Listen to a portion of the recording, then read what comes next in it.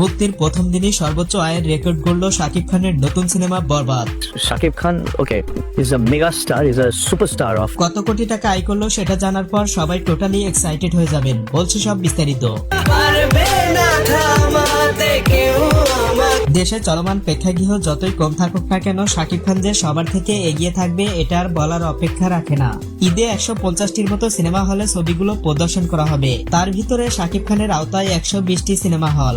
বিষয়টি নিশ্চিত করেছেন বরবাদের নির্মাতা মেহেদী হাসান হৃদয়। ছবিটি এ যাবৎকালের সর্বোচ্চ আয়ের সম্ভাবনা রয়েছে বলে মনে করেন তিনি, কেননা স্টার সিনেপ্লেক্স থেকে শুরু করে যতগুলো সিঙ্গেল স্ক্রিন আছে সব জায়গাতেই বরবাদের দাপট তুঙ্গে।